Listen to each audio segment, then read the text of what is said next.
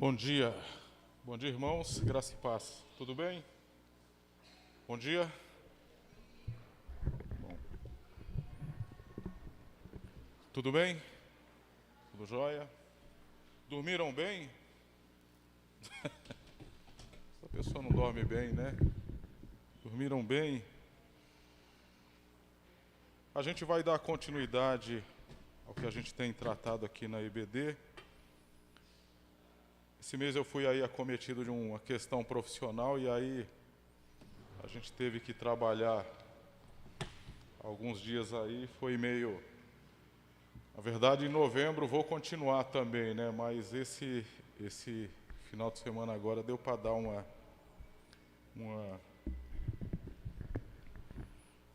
deu para encontrar um tempo aí para dar uma continuidade aqui no estudo.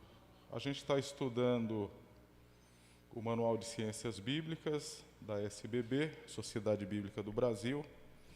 A gente já deu algumas informações, né, sobre o livro.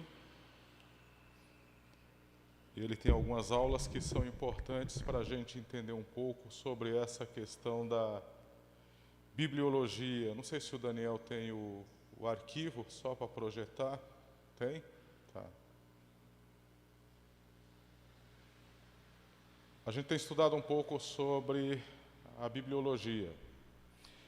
É lógico que a gente não estuda essa questão a fundo, porque todo tema teológico, todo assunto teológico, ele é muito vasto, né?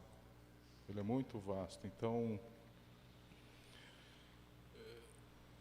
até quem estudou, quem fez seminário, sabe disso. Na verdade, todo estudo que você faz, em qualquer lugar que você estude, o que você aprende são os princípios que vão auxiliar você no desenvolvimento da matéria. Então, uma faculdade, ela não forma um advogado na sua totalidade. A faculdade de engenharia não forma um engenheiro na sua totalidade. E um curso de teologia, ele não forma um pastor, um teólogo, um missionário na sua totalidade. É aquela velha história, findado os anos de formação, a porta da instituição se fecha e eles dizem, agora é com você. O que era para você entender, aprender, o que era necessário para você começar esse processo, foi passado para você.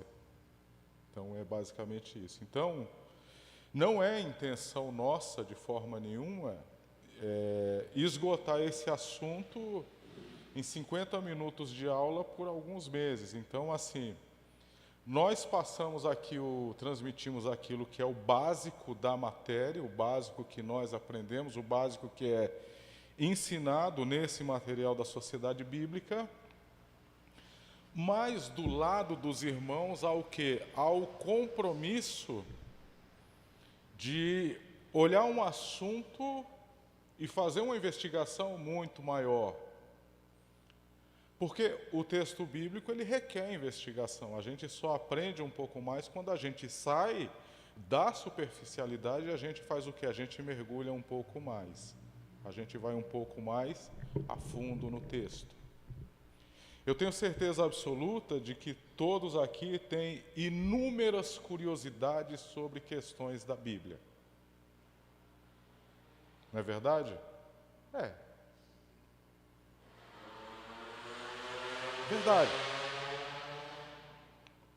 Às vezes você ouve uma pregação, você assiste um vídeo, você ouve uma música, um cântico, e você fica com uma dúvida sobre algo. Não acontece muito isso? É. Qual é a nossa responsabilidade diante de tudo isso? É investigar, é ir mais a fundo. Vamos lá, 2 Timóteo capítulo 3.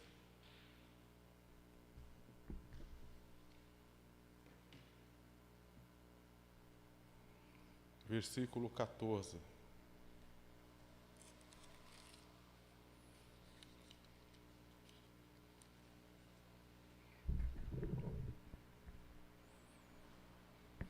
Teve uma aula que nós recomendamos algumas literaturas aqui para os irmãos.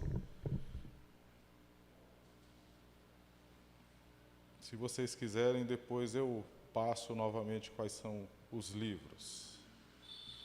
2 Timóteo capítulo 3, do versículo 14 até o 17, texto bastante conhecido, e que ele tem um termo no versículo de número 16 que ele é extremamente importante para o estudo da bibliologia.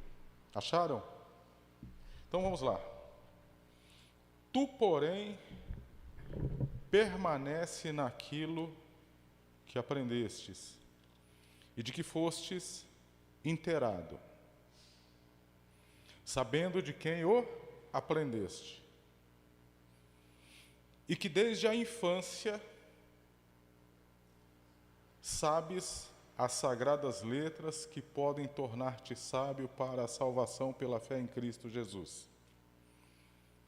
E aí vem o 16.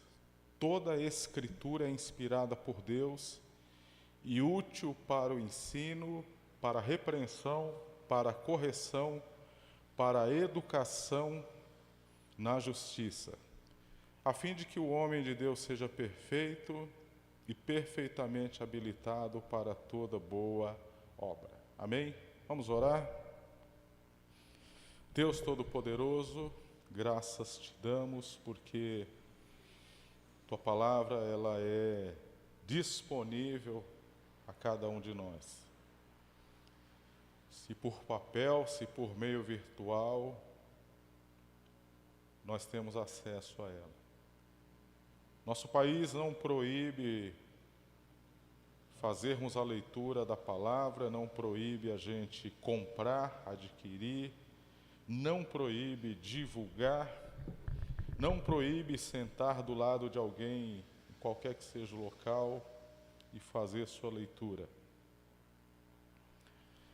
Nós te agradecemos, ó Deus, por isso. Mas, à mesma medida que nós agradecemos ao Senhor, nós também pedimos entendimento para compreendê-la, discerni-la, interpretá-la e aplicá-la em nossa vida, em nosso meio.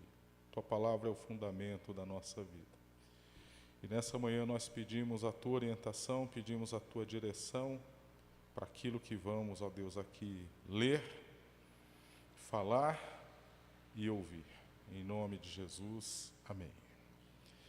Amém. A sociedade de Timóteo, porque o texto de 1 Timóteo, logo no capítulo 1, eu creio que seja o versículo 3, Paulo diz que ele deixa Timóteo na cidade de Éfeso, logo no começo. Primeiro capítulo de 1 Timóteo, capítulo 1, o versículo, se eu não estiver enganado, é o versículo de número 3. Eu não vou retornar porque eu estou aqui em 2 Timóteo. Então, o local que Paulo deixou Timóteo, se você retornar aí em 1 Timóteo 1, você só confirme para mim se é o versículo de número 3 mesmo, em que Paulo diz que ele deixou Timóteo em Éfeso. É isso mesmo? É. Então, a sociedade que Paulo deixou Timóteo, não abandonou, não largou, mas incumbiu Timóteo de ali começar, de liderar uma comunidade, ela era uma sociedade que ela tinha os seus traços ruins. Esse texto que nós lemos aqui de 2 Timóteo, ele começa na nossa versão usando o seguinte termo, tu porém. Você vai achar o tu porém um pouco antes, no versículo de número 10, capítulo 3, versículo 10. Ele diz o quê? Tu porém. No capítulo de número 2 de 2 Timóteo, no versículo 14, a partir do versículo 14, Paulo ele vai então fazer algumas advertências a Timóteo sobre algumas características da igreja, do local e das pessoas. E quando a gente entra no capítulo de número 3 de 2 Timóteo, um pouco antes daquilo que nós lemos, Paulo vai falar dos homens nos últimos tempos. Ele diz, sobrevirão o quê? Tempos difíceis. E ele então faz o quê? Então ele faz uma lista de comportamentos que aqueles homens desses últimos tempos terão. Ele diz aqui, olha, serão avarentos, egoístas, arrogantes, jactanciosos e por aí vai. Quando ele diz, no capítulo 3, versículo 10, ele diz assim: tu, porém, tens seguido de perto o meu ensino, o meu procedimento, propósito e fé, a longanimidade, o amor e a perseverança. Você conhece as minhas perseguições. E aí no versículo de número 14, que foi o que nós lemos, ele diz: tu, porém, permanece naquilo que aprendestes. Então, Paulo ele faz aqui um diagnóstico da sociedade de Timóteo, do lugar que ele deixa esse jovem, esse rapaz, esse ministro, esse pastor Timóteo. Ele fala das características do lugar, das pessoas, dos comportamentos, e ele diz para Timóteo que Timóteo ele tem que ter uma vida completamente diferente da vida daquelas pessoas. E ele usa como mecanismo, como motor, ele usa como fundamento para que Timóteo tenha uma vida diferente daquelas pessoas, aquilo que ele aprendeu. E ele usa o termo aqui de as Sagradas Letras. É isso que ele usa aqui. Vejam vocês que ele recorre ao texto bíblico. Ele recorre ao texto sagrado. Ele diz, você conhece os meus sofrimentos, mas ele diz, você tem que permanecer o quê? Nas Sagradas Letras. Por quê? E aí ele vai então, nesse trecho, do 14 até o 17, ele vai discorrer o porquê e essa utilidade da palavra das Sagradas Letras diante daquele contexto que Timóteo está então vivendo. Então é basicamente isso aqui. Nós já tínhamos passado por alguns pontos dessa lição, porque essa lição ela faz um seguinte apontamento: a Bíblia, a sua natureza, funções e finalidade. Quando a gente tratou sobre o que é a Bíblia, a sua natureza, o nosso questionamento qual que era? O que é esse livro chamado Bíblia? Os irmãos se recordam disso? Quem leu a Bíblia essa semana? Todos leram? Todos leram, né? Que bom. Então, leu, Érica? Leu. Érica tem cara quem lê a Bíblia todo dia. Os irmãos leram. Então acho que não precisa nem fazer aquele quebra-gelo do começo, né? Não, né? Tá bom. Mas aquelas perguntas de teste do começo nem precisa, né? Mas a gente pode fazer outras também. Você é bom de Bíblia? Diz um texto aí que fale sobre a palavra de Deus, exceto esse que nós lemos aqui. Quem lembra um texto que fale sobre a palavra de Deus? Hã? Um texto bíblico que fale especificamente sobre a palavra de Deus. Tem? Tem, claro, a gente está com a palavra de Deus aberta, como é que não tem texto que fale sobre a palavra de Deus? Quem se recorda? Um texto que diga sobre a palavra de Deus.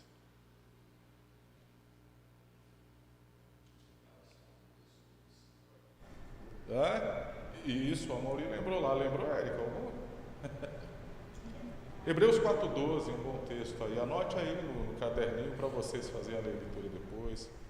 Que a palavra de Deus é viva e eficaz, né? Joia. Um texto bíblico que fale sobre, olha, esse é fácil, amor. Tem? Tem. João 3,16. Tem mais?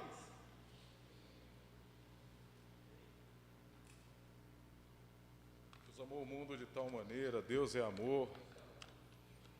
Amados, amemos uns aos outros, porque o amor procede de Deus e todo aquele que ama é nascido de Deus. O amor de Deus nos constrange, de Cristo nos constrange. Tem mais? Tem. Um texto bíblico que fale sobre pecado, tem? Você tem na ponta da língua um texto bíblico que fale sobre pecado? Todos os pecados estão Todos pecaram. Qual é o endereço, irmã, desse texto aí, a senhora sabe? Lembra dele? João, agora não lembro. Romanos 3, 23, né? Isso, joia. Legal, que bom. Então os irmãos estão... Estou ruim de guardar essa referência. Os irmãos estão lendo a Bíblia, estão aí memorizando, é muito importante vocês guardarem isso, tá? Então, o primeiro ponto da nossa lição foi o quê? O que é esse livro chamado Bíblia, a natureza da Bíblia? É um livro. Ele é um livro. Nós o temos como livro, mas ele é uma coleção de 66 livros. Então, dentro dele nós temos o quê? 39 livros no Antigo Testamento e 27 no Novo. Esse livro, ele é um livro, nós aprendemos isso numa aula anterior, que ele é um livro inspirado. O que é inspirado? Por que ele é inspirado? O texto que nós vemos aqui diz, ele é o que? Ele é soprado por Deus. Se ele não fosse inspirado por Deus, se ele não fosse inspirado, ele seria um livro qualquer. O livro de história que a gente compra lá na livraria, o livro que a gente adquire na internet, ele não é um livro inspirado. O livro de teologia que nós compramos de um teólogo bem conceituado, ele não é um livro inspirado, irmãos. O autor do livro, ele pode ter tido a iluminação do Espírito para aquilo que ele escreveu, mas ele não é um livro inspirado. Não existe isso, não existe inspiração nisso. Ele pode ter tido a iluminação do Espírito porque é uma outra questão, outra coisa para escrever aquilo. Mas você não pode dizer que é um livro inspirado, porque se você pegar um exemplo, o livro de um teólogo, provavelmente ele entra em choque com o outro teólogo. Mas quando a gente lê sobre a inspiração do texto bíblico, a gente vê o quê? Que não há choque. Por quê? Porque um dos pontos importantes, uma das evidências importantes da inspiração, foi um termo que o reverendo usou quando ele falou sobre a inspiração. A harmonia que existe entre o texto sagrado. A harmonia, o que é harmonia? Todos eles caminham o quê? Juntos. A harmonia. E a inspiração ela é importante por quê? Porque é a inspiração que ela garante o quê? A confiabilidade que nós temos no texto bíblico.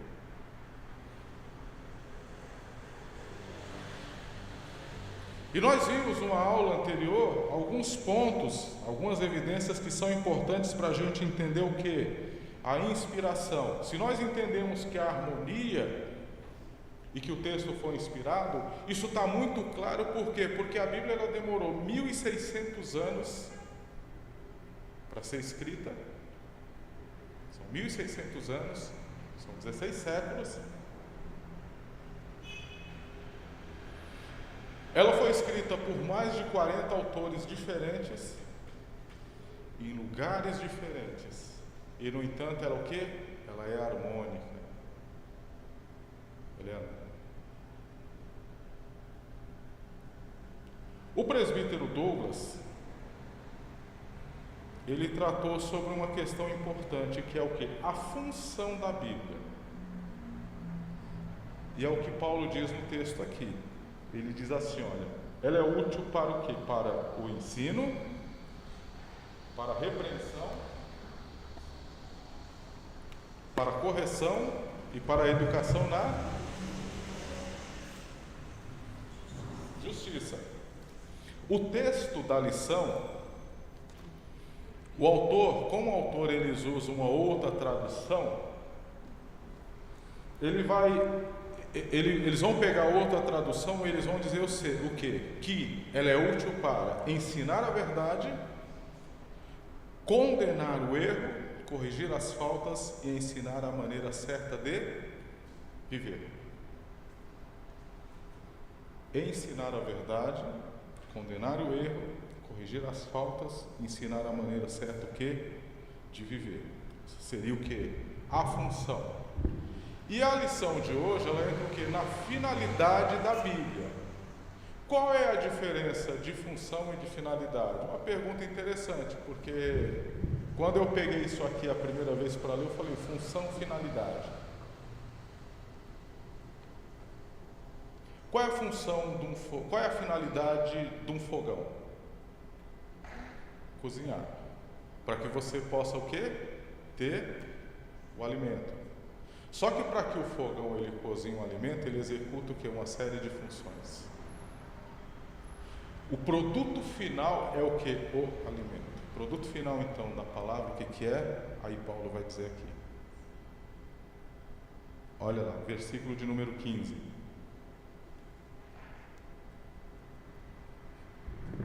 Segunda Timóteo 3,15.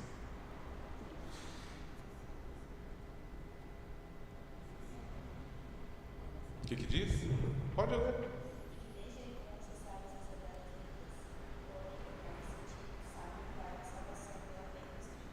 Joia, obrigado, irmão. Desde a infância sabes as sagradas letras que te podem tornar-te sábio para a salvação pela fé em Cristo Jesus. Então, nós vimos então a natureza, as funções e a finalidade. A finalidade o que é? A salvação. É isso. Então é isso que a gente então vai tratar nessa manhã. Aí eu queria que o irmão passasse. Pode caminhar um pouco para frente? Mas a gente vai até o terceiro ponto.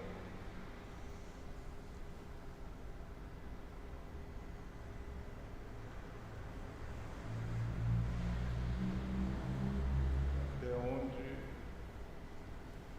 Pronto, ali. Volta só mais uma. Joia.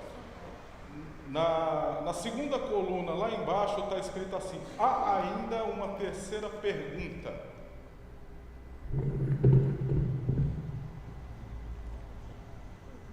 Qual a finalidade da Bíblia? Para que fim ela nos foi dada? Pode passar, irmão. Será que a finalidade da Bíblia é garantir o acesso ao céu?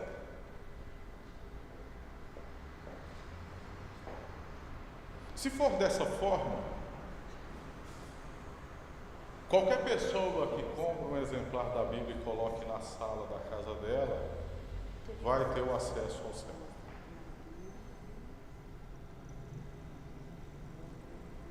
Se for dessa forma, não é isso? Será que a única finalidade, será que a finalidade dela é essa?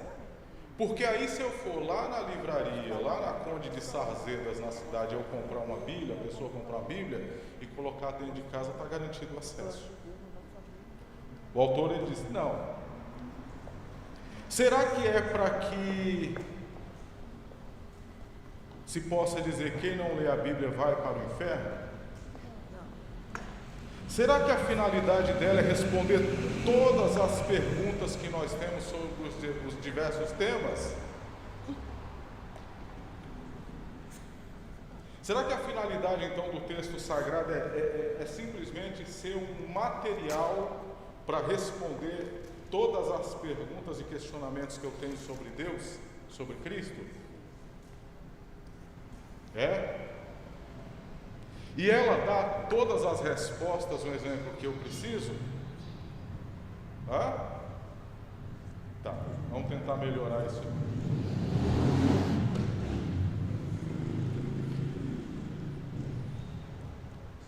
Existem dúvidas no texto bíblico que nós não temos como responder.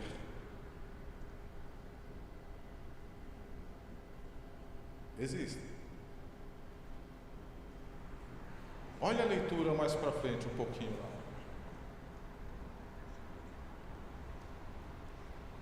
Existem muitos assuntos no texto sagrado que não há uma resposta.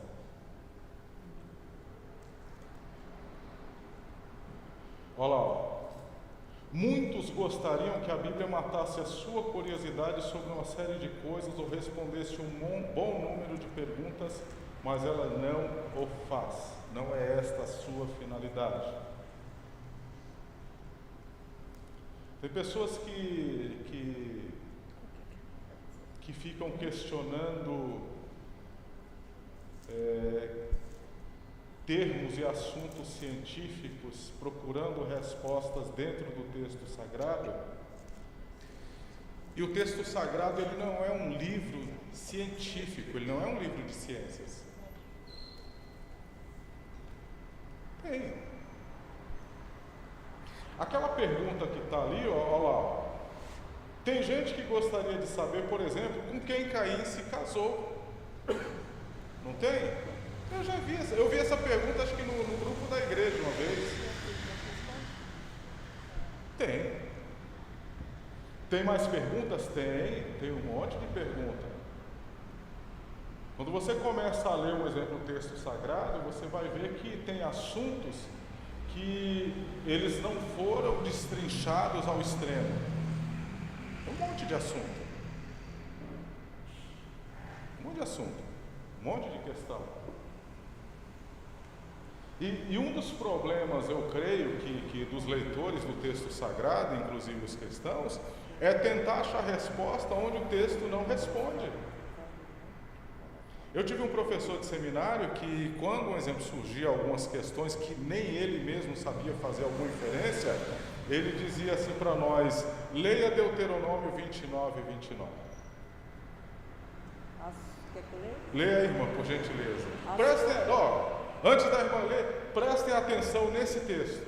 Se você não conhecia, preste atenção. As coisas encobertas pertencem ao Senhor nosso Deus, porém as reveladas nos pertencem a nós e aos nossos filhos, para sempre, para que cumpramos toda a palavra desta lei. Amém. Obrigado, irmã. O que vocês entenderam da leitura da irmã? Deuteronômio 29, 29. Anote no seu caderno aí, anote aí, coloque aí. É coisa de... Captaram o negócio aí? Então, eu acho que esse é um dos problemas que nós temos quando a gente vai falar do texto bíblico. Às vezes a gente fica querendo procurar resposta onde o texto não se manifestou, onde o texto não elucidou, onde o texto não quis especificamente tratar daquela questão. Então, um exemplo: por que o texto bíblico não quis falar quem é a mulher de Caim? Porque não era um assunto relevante, o texto bíblico não quis tratar sobre ele. A gente pode, um exemplo, numa questão como essa, fazer uma série de inferências sobre essa questão, mas o texto não quis tratar especificamente sobre isso. Então, à luz disso aí, à luz de Deuteronômio 29, 29, a gente entende o quê? Que existem coisas que Deus ele não se manifestou, Deus ele não revelou, o Espírito não disse, o Espírito não falou absolutamente nada. E a nossa função em tudo isso, o nosso comportamento em tudo isso, sabe o que é, irmãos? É ter paz e satisfação naquilo que Deus revelou.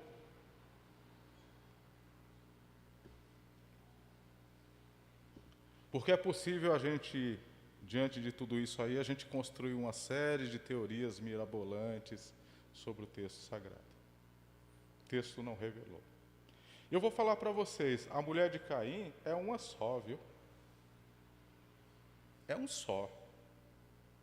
Existem muito mais coisas. A Bíblia não responde, segunda coluna, lá embaixo, a Bíblia não responde a maioria de nossas perguntas. Perguntas miúdas, diga-se de passagem. Paulo confessa não ter agora todas as respostas. O que agora vemos é como uma imagem imperfeita num espelho embaçado. Mas depois veremos face a face. Agora o meu conhecimento é imperfeito, mas depois conhecerei perfeitamente, assim como sou conhecido por Deus. 1 Coríntios 13, 12. Deus nos conhece perfeitamente, mas nós não conhecemos tudo a respeito de Deus.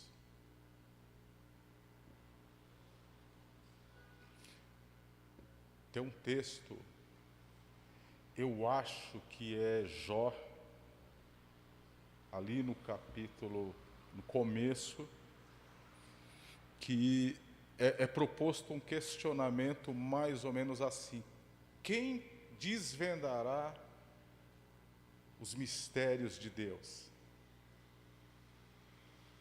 Um texto que diz: quem conheceu a mente de Deus? Quem a perscrutou? Você vê que é o processo inverso. Deus nos conhece perfeitamente, porque o Salmo 139 diz que Ele conhece o quê? Até a palavra que não foi proferida. O texto diz que Ele conhece o antes, o durante e depois. O texto diz que Ele sabe todos os nossos caminhos. Mas olhando pelo lado inverso, nós não sabemos o que? Deus, nós não conhecemos. Se você quiser ver um exemplo muito claro disso, é só você tentar se recordar dos porquês da sua vida. Mas por que isso, Senhor? Você não sabe no exato momento, mas Deus, Ele sabe, né? Ele conhece tudo.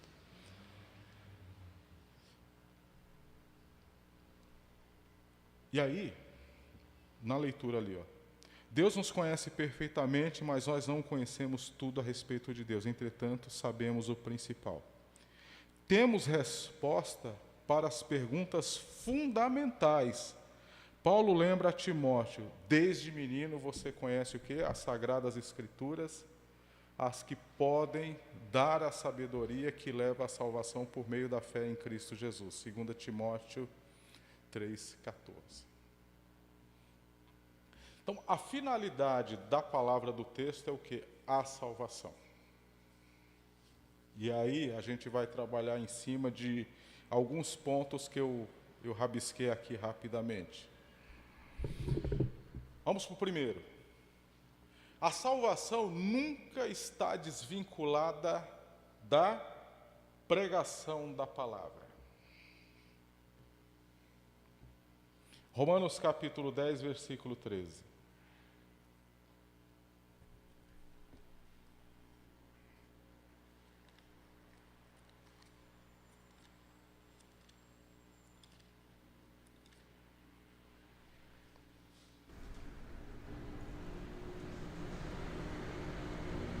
Pode ler, quem achou pode ler.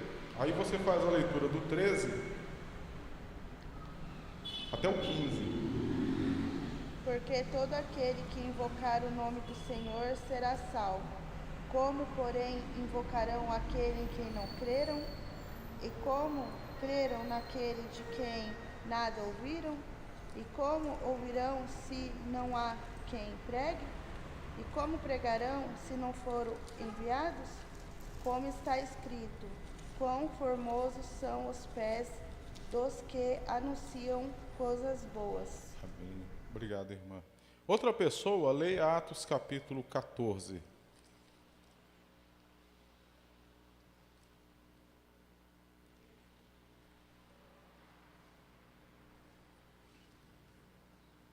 Atos 14. Só o começo só. Eu creio que os 3 primeiros versículos já dá para a gente ter uma noção.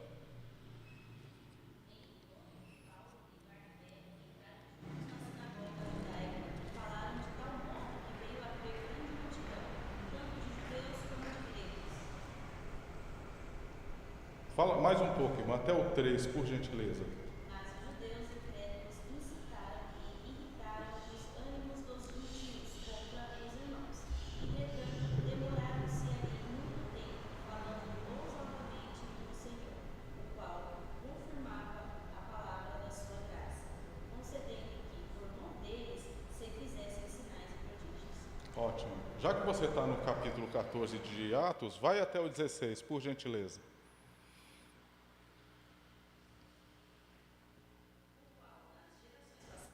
Não, é o capítulo, tá?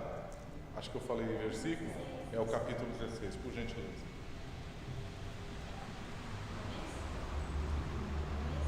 Isso. Chegou também a Derbe e a Listra. Havia ali um discípulo chamado Timóteo, filho de uma judia crente, mas de pai grego. Ele dava um bom testemunho com os irmãos em Listra e Icônio. Quis Paulo que ele fosse em sua companhia e por isso circuncidou por causa dos judeus daqueles lugares, pois todos sabiam que o seu pai era grego. Pode continuar. Tem a história de uma mulher.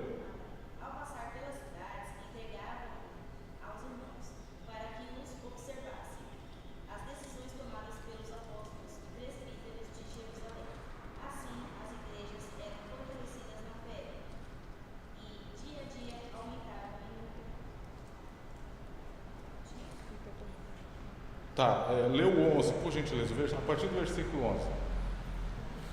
Tendo, pois, navegado de Troade, seguimos em direitura a Somotrácia.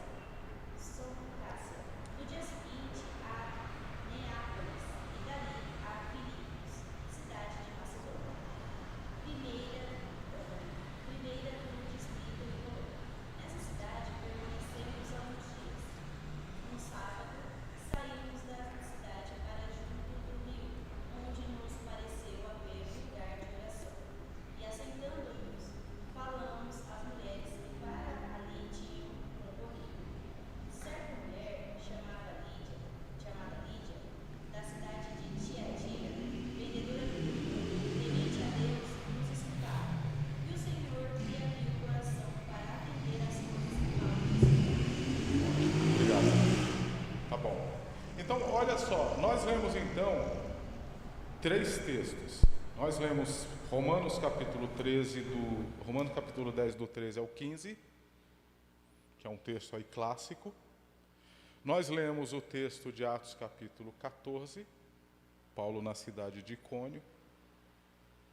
E nós lemos, primeira viagem missionária de Paulo, nós lemos Atos capítulo 16, segunda viagem missionária de Paulo. A irmã leu ali quando Paulo chega na cidade de Filipos.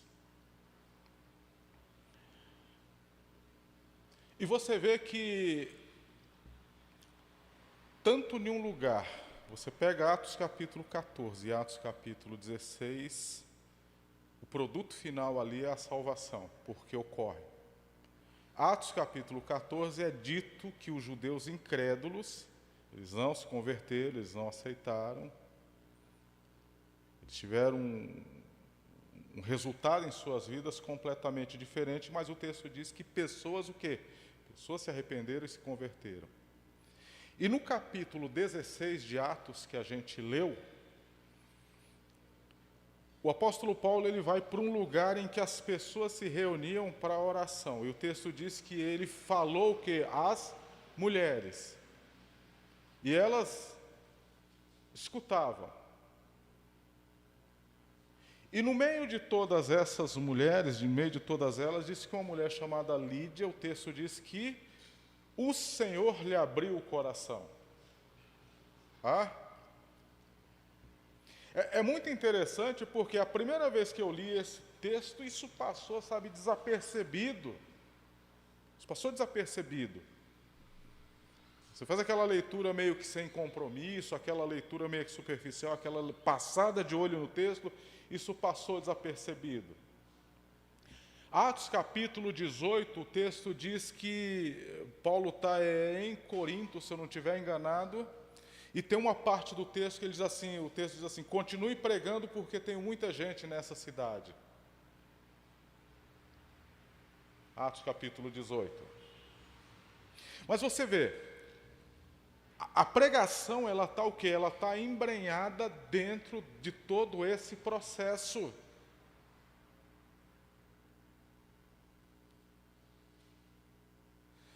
Você vê, e isso eu Eu sempre gosto de falar isso, irmãos, eu vou falar porque a gente tem que ter esse cuidado muito grande.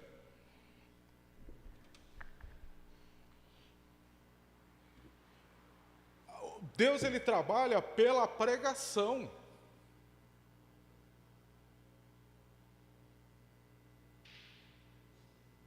Esse momento em que a igreja ela para, que nós paramos 40 minutos, 30 minutos para ouvir a exposição de um texto, é o momento em que o Espírito trabalha juntamente com a palavra no coração do eleito.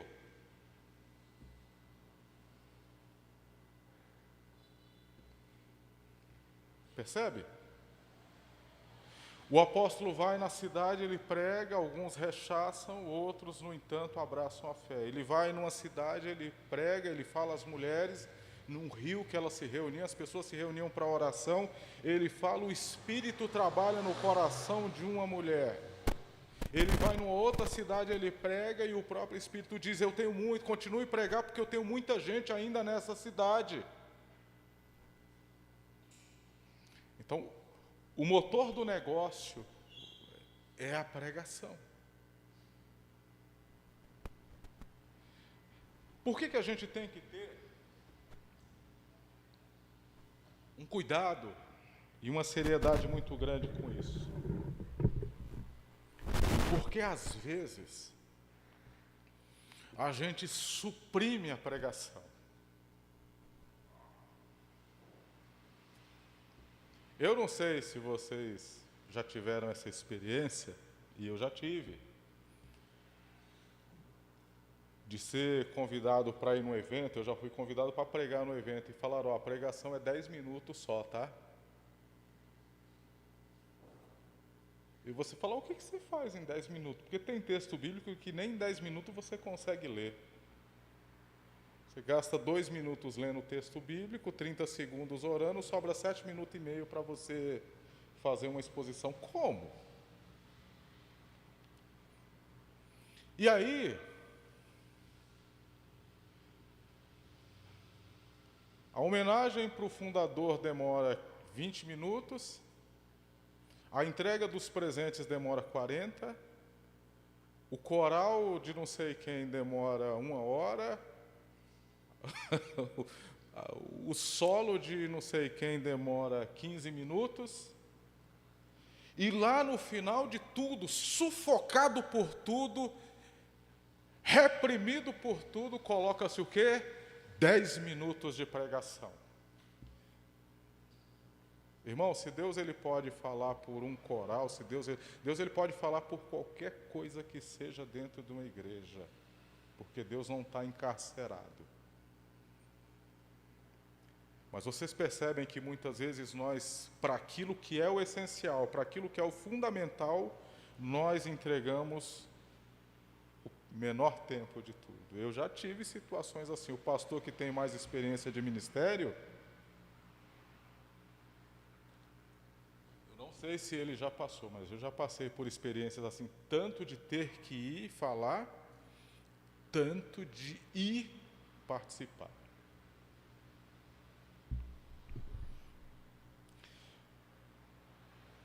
Eu tive um professor que ele disse assim, irmãos, as nossas aulas, as nossas pregações, elas devem visar a salvação das pessoas. Ele falou, é isso que às vezes falta. Só que olha só, nós estamos falando aqui de palavra e de salvação. E aí? Se Deus ele estabeleceu que nesse processo de salvação a palavra ela está embrenhada, ela participa junto, que ela sempre tem que participar junto, e o texto mostrou isso aí para nós, e o texto de Romanos diz assim, como é que eles invocam se eles não creram? As perguntas que Paulo ele vai colocando aqui.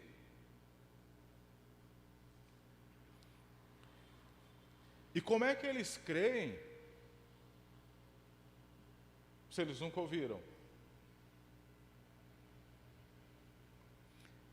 E como é que eles ouvem se não é pregado? Olhem só o processo. Você vê aqui, do processo aqui de uma pessoa salva, existe uma lista de coisas que vão acontecendo. Como é que eles vão crer se eles nunca ouviram? Como é que eles vão ouvir se não há quem pregue? Então, vocês percebem que desse processo Deus ele não desvincula de forma nenhuma a pregação?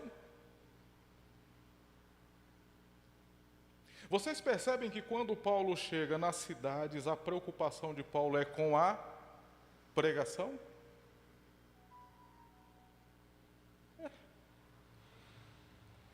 Ok, então chegamos nesse consenso. E aí, nós estamos estudando o quê? A Bíblia. Então, o que vai se pregar então? Joia. Então, já chegamos no consenso que a pregação, ela está o quê? Ela está embrenhada, ela está junta, ela está... eu esqueci, tem uma palavra que acho que é amalgamada, alguma coisa assim. A palavra, a pregação, ela está o quê? Ela está junta nesse processo de salvação. O que se prega, então? Prega-se a palavra. Prega-se o texto bíblico. A pregação, ela deve ser o quê? Obrigatoriamente fundamentada na palavra de Deus.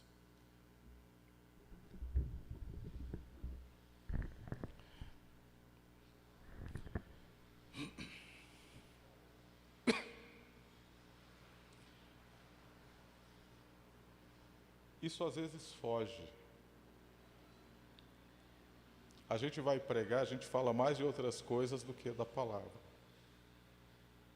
Primeira vez que eu fui fazer um evangelismo na minha vida, eu acho que eu falei mais da igreja do que de Jesus.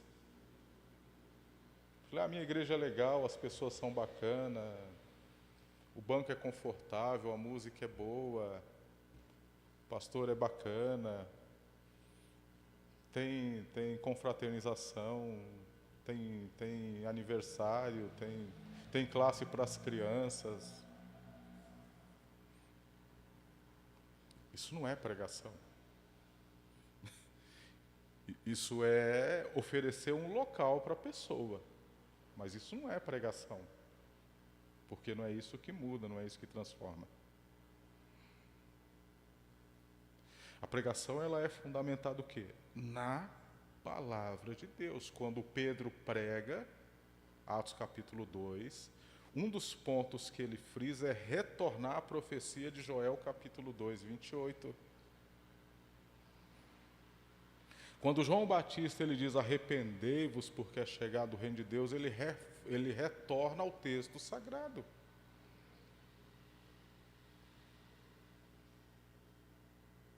Estevão prega a mesma coisa.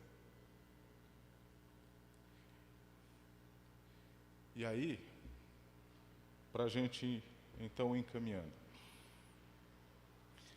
É por isso que a Bíblia, ela é inspirada, irmãos, porque ela fundamenta a pregação. E ela deve ser o quê? A base da pregação.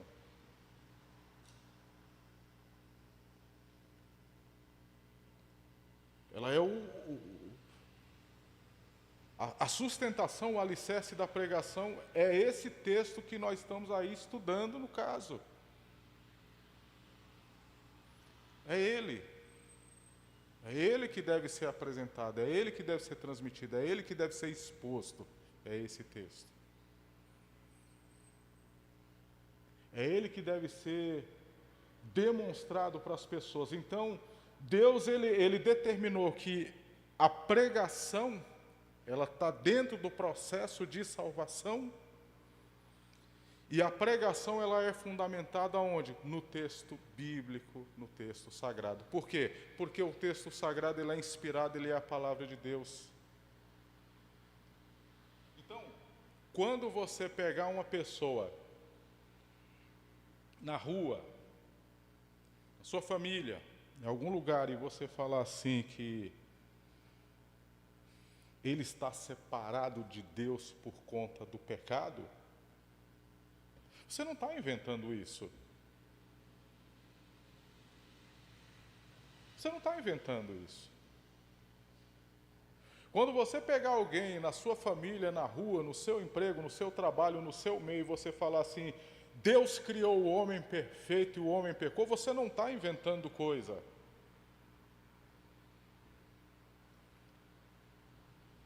Quando você encontrar alguém, você sentar e você falar, você tem que se arrepender, você não está inventando história para a pessoa.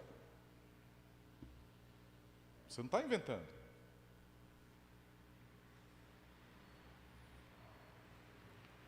Porque é isso que é apresentado o quê? Na pregação do Evangelho. É isso que é transmitido, é isso que é apresentado, é isso que as pessoas têm que o quê? As pessoas têm que ser informadas. É isso que as pessoas têm que ter convicção. Porque Deus, ele poderia simplesmente querer que as pessoas fossem salvas, mas Deus estabeleceu que elas fossem notificadas através de um instrumento que é a palavra de que elas são pecadoras, que elas precisam se arrepender, que elas precisam crer em Jesus, que elas precisam ter fé, que elas precisam desenvolver sua fé, que elas precisam congregar, que elas precisam viver para Cristo e que depois de tudo, nos últimos tempos, elas vão o quê? Vão morrer e vão ressuscitar, vão ser glorificadas. É isso. E Deus elegeu o quê? O texto bíblico, que é a palavra dele para isso. Não foi um livro, não foi uma escrita, não foi simplesmente uma coisa que eu achei que era aquilo que deveria ser falado. Deus escolheu o quê? O texto bíblico. Determinou que fosse o texto bíblico. Então, é isso.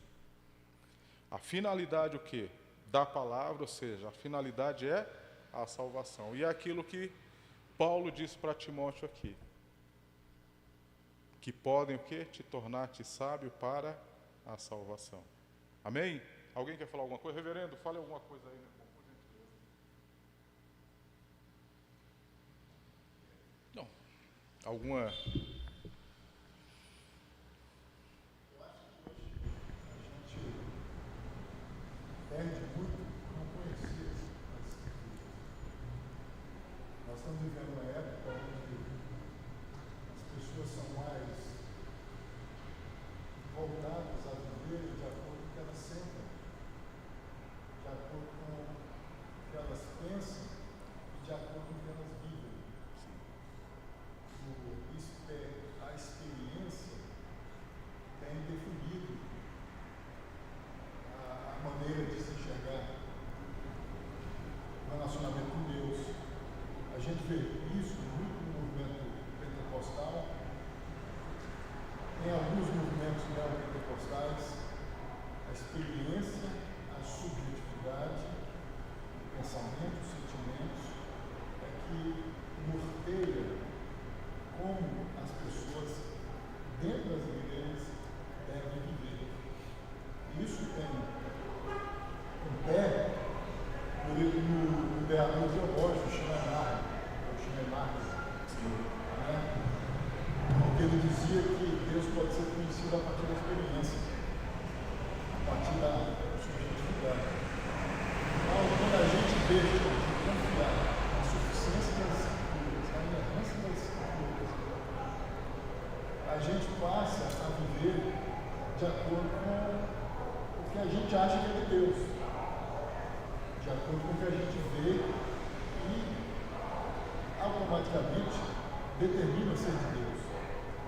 99,9% dos evangélicos no nosso país vivem centrados em suas experiências e não no que as Escrituras de fato ensinam. E isso, infelizmente, indica uma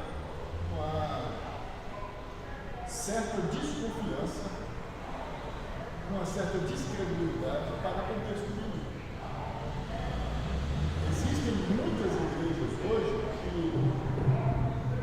optam pelas experiências dos seus líderes, pelas experiências dos seus membros, do que pelo que as Escrituras fazem.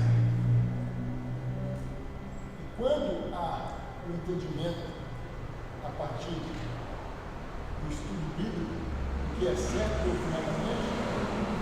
se abre mão do que foi identificado a partir das experiências, porque as experiências é que importam. Tanto é que a gente vê líderes e mais líderes questionando a preparação teológica, por exemplo, por que isso? Quem nunca ouviu a letra magna do Espírito edifica por conta disso. Porque se entende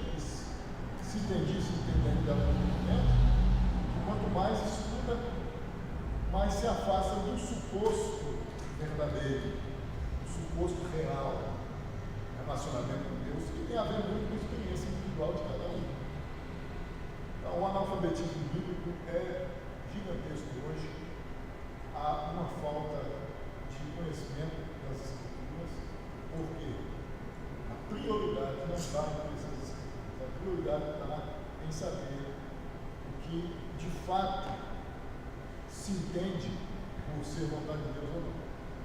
Então, eu acho que tem muito a ver a ideia de que se as Escrituras são palavras de Deus, tanto o Antigo quanto o Novo Testamento, eu devo confiar unicamente nelas, eu vou descartar até as minhas experiências quando elas forem antagônicas, contrárias ao que o texto diz. Então eu vivo de acordo com as Escrituras ensinam. Então, suficiência e inerrância, considerando o movimento evangélico brasileiro, são coisas que, na prática, a gente pode entender que, infelizmente, não há na consciência de muitos. Porque quando eu superestimo a minha experiência, quando eu superestimo a minha subjetividade, o que eu penso, o que eu acho, apesar do texto bíblico dizer o oposto, eu estou desconsiderando a suficiência, a inerrância do texto bíblico, o texto bíblico falar mais. Isso mesmo. Bem apontado, bem observado, bem colocado. Suficiência do texto bíblico, irmãos. Amém? Alguém quer fazer alguma colocação, alguma observação? São 10:11, eu vou retornar para o presbítero Davi. Então é isso, ó. A Bíblia, sua natureza, funções e finalidades. A Bíblia é um livro. Olhando assim, ela é um livro. Mas ela é a palavra de Deus. Então, se você tiver que pegar um extrato de tudo isso, pegue a Bíblia, é a palavra de Deus. Ela é o texto inspirado, que Deus quis revelar ao homem, à sua igreja. Está aqui, ó. Por mais incrível que possa parecer para nós, está aqui, ó. Por pior que as pessoas falem aí fora, irmãos, está aqui, ó. De Gênesis até Apocalipse, a revelação de Deus está aqui para nós.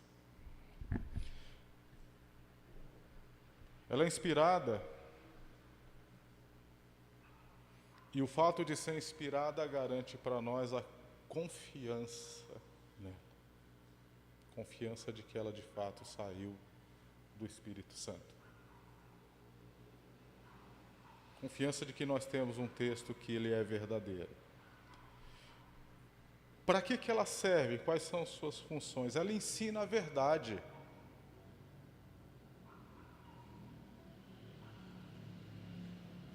Ela nos ensina a verdade.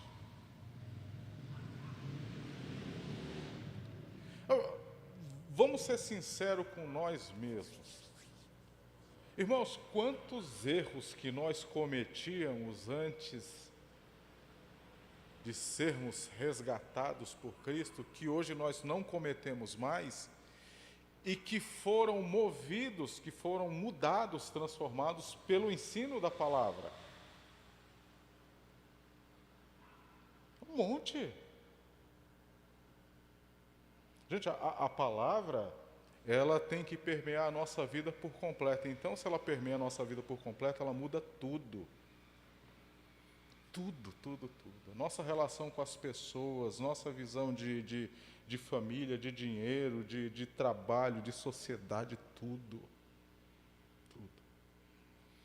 Ela condena o erro. Porque se ela é verdade, existem coisas que não são a verdade. E ela condena o erro. Ela corrige as faltas, as nossas, e ela ensina o quê? A maneira correta de se viver. E a finalidade dela é o quê? Salvação. A pregação, salvação, ela tem a palavra embrenhada junto dela. Junto. Pregação, palavra, salvação. E o Espírito que age, Espírito Santo, que age na pessoa, age no eleito. É o que aconteceu no caso dessa mulher chamada Lídia. Você vê, o texto diz que Deus abriu o coração dela. Ok? Então é isso. Finalidade é o que? A salvação. O texto sagrado, ele tem esse objetivo. Então, a salvação, ela nunca está desvinculada da pregação. A pregação é fundamentada na palavra de Deus, e a palavra, ela faz o quê? Ela nos informa, ela nos diz, ela nos dá toda a informação concernente ao plano de Deus para a nossa vida. Ela diz tudo. Que você é pecador, que você precisa se arrepender, que Jesus morreu na cruz. Diz tudo isso aí. Que Deus nos abençoe em nome de Jesus. Eu vou retornar para o presbítero Davi. Vamos orar. E vamos finalizar então esse momento. Deus Todo-Poderoso, graças te damos pela tua palavra. À luz daquilo que foi falado, nos ajude, ó Deus, a termos um coração mais disposto à leitura e ao estudo da tua palavra. O nosso dia, ele tem 24 horas. A gente investe muitas horas em trabalho, às vezes em atividades dentro de nossas casas. Às vezes gastamos, ó Deus, horas no deslocamento de casa para o trabalho ou faculdade. E infelizmente, ó Deus, às vezes na nossa agenda diária não está inserido, ó Deus, a leitura, o estudo, a meditação na tua palavra. Que o Senhor nos ajude, Pai, a mudar esse quadro. Porque conforme foi falado, ó Deus, a tua palavra é suficiente. Nela, ó Deus, o Senhor deixou tudo aquilo que é necessário para que a gente possa viver em obediência ao Senhor e viver bem nesse mundo, viver conforme a tua vontade. Mas às vezes a gente simplesmente a coloca de lado. E no lugar dela a gente coloca, ó Deus, experiências, sentimentos, percepções, ó Deus, do nosso ser. E não se atém ao fato de que o que a gente precisa mesmo é conhecê-la e obedecê-la. Nos ajude, Pai, nos abençoe, em nome de Jesus. Amém.